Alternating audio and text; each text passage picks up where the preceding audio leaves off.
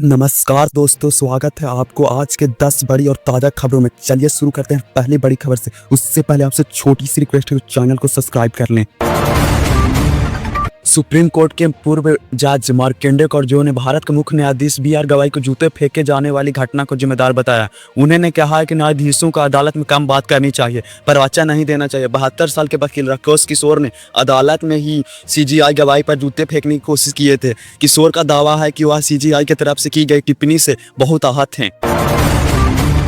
बुधवार को social media पर बिहार की एक ऐसी फोटो वायरल होने लगी जिससे दिल जीत लिया है। इस फोटो में नजर आ रहा था कि कैसे मानसून की विदाई से पहले बिहार में माउंट एवरेस्ट साफ नजर आ रहा है। बिहार के मधुबनी जिले के छोटे समवर्ती कस्बे जयनगर से विशाल माउंट एवरेस्ट का एक मनमोहक वीडियो शेयर किया है।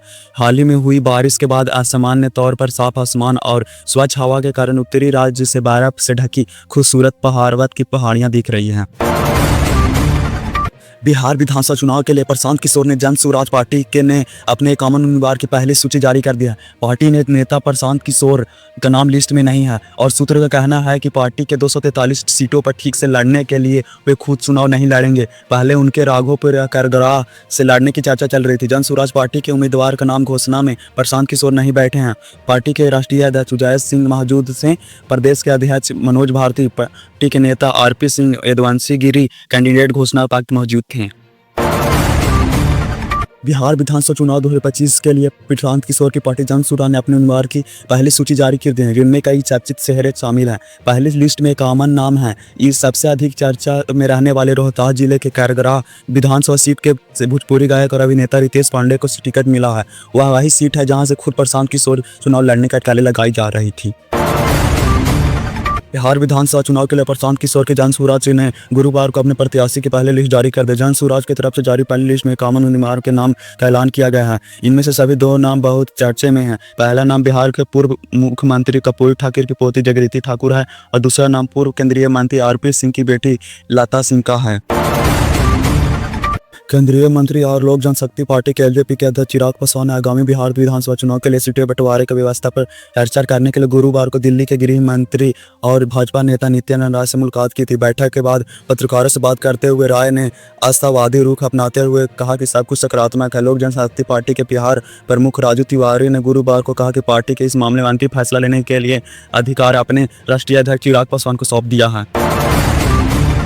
आगामी बिहार विधानसभा चुनाव से पहले विपक्षी महागठबंधन में सीटों को बंटवारा का अंतिम रूप देने के करीब है। गठबंधन के भीतर सहमति बनती दिख रही है। अगर वह सत्ता में आते हैं तो दलित, मुस्लिम और अति पिछड़ा वर्ग समुदाय तीनों के उप मुख्यमंत्री नियुक्त किया जाएगा। वरिष्ठ आरजेडी और कांग्रेस नेता ने बुधवार को यह जानकारी दी। महागठबंधन ने की ओर से मुख्यमंत्री पद का चेहरा तेजस्वी यादव होंगे, जो खुद पिछड़ा वर्ग से आते हैं और 2 बार को उप मुख्यमंत्री बन चुके हैं।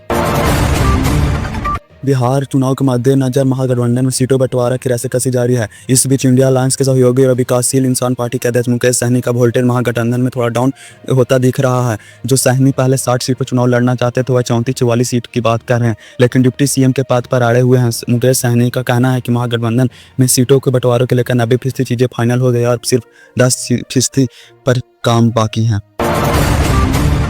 गुजरात की राजधानी गांधीनगर के बहियाल में गरबे के दौरान पथराव, पुलिस पर हमला और दुकानों के आगजनी की गंभीर घटनाओं के बाद प्रशासन ने कानूनी सख्ती से पालन करने के लिए आज सुबह से ही गांव के मुख्य मार्ग पर अवैध रूप से बनाए गए तटबंधों को तोड़ने की कार्रवाई शुरू कर दी है। प्रशासन ने पूरे इलाके में लगभग 190 अवैध कर्जदारों को नोटिस जारी किया है और उन्हें 2 दिन के भीतर निर्माण संबंधी साक्ष्य प्रस्तुत करने की अंतिम तिथि दी थी।